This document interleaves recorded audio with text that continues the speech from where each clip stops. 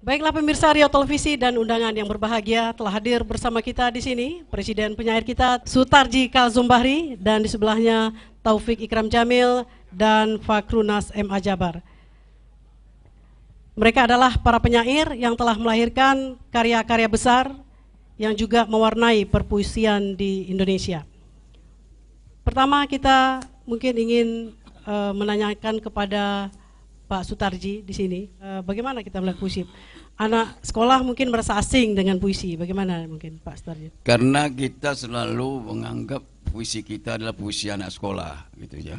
Itu anak sekolah mungkin ada puisi yang lain. Seperti dulu ada lagu-lagu untuk anak sekolah, yaitu lagu-lagu dari Ibu Sud, itu untuk anak-anak SD, anak TK.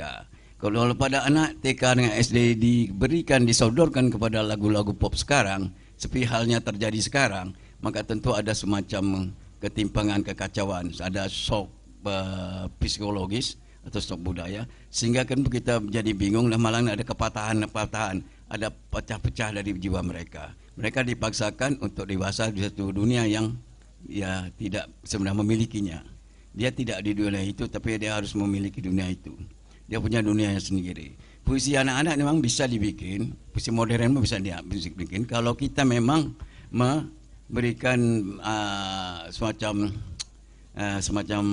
antisipasi untuk itu, yaitu memberikan pembekalan, pengajaran, persiapan, sehingga mereka bisa merasahi, menghayati, mengapresiasi puisi. Misalnya dalam puisi-puisi Indonesia modern, dari puisi Rendra, dari puisi Idrus Tintin, dari puisi Taufik Ikram, dari puisi yang lain-lain, selalu ada yang bisa dibaca oleh anak-anak TK. Kenapa tidak dilakukan pengimpunan dari puisi-puisi mereka dan kemudian diperkenalkan di TK, di SD dan seterusnya?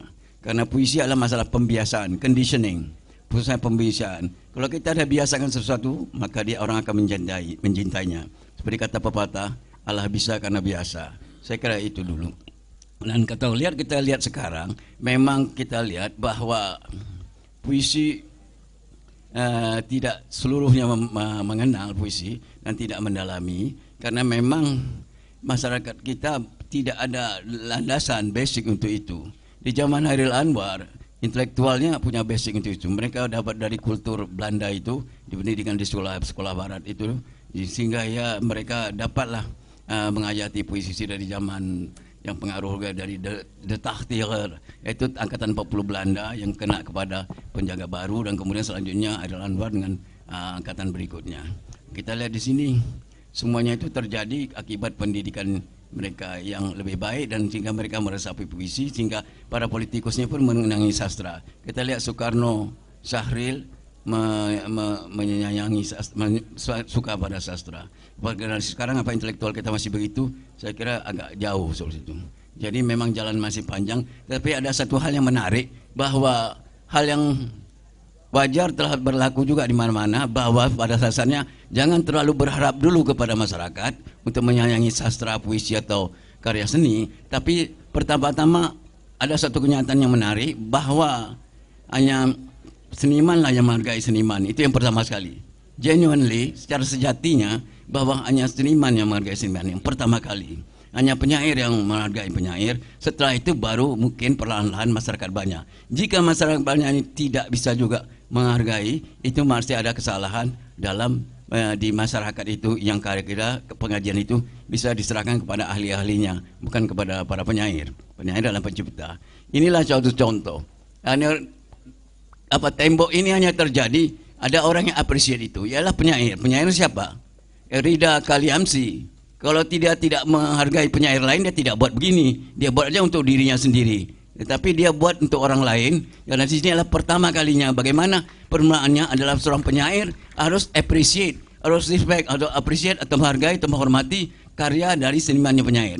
Itulah yang terjadi dalam sejarah. Bagaimana Hairil Anwar dihargai oleh orang-orang penyair sekitarnya, seniman sekitarnya, Abi Yasin dan sebagainya, gitu. Dan di Eropa dimanapun begitu. Bagaimana Van Gogh, pelukis Van Gogh dihargai oleh orang di sekitarnya dulu baru oleh seniman-seniman sekitarnya, oleh Gauguin dan sebagainya. Kemudian baru masyarakat luas telah meninggal, baru menghargai yang lebih luas dan sehingga lukisannya menjadi mahal.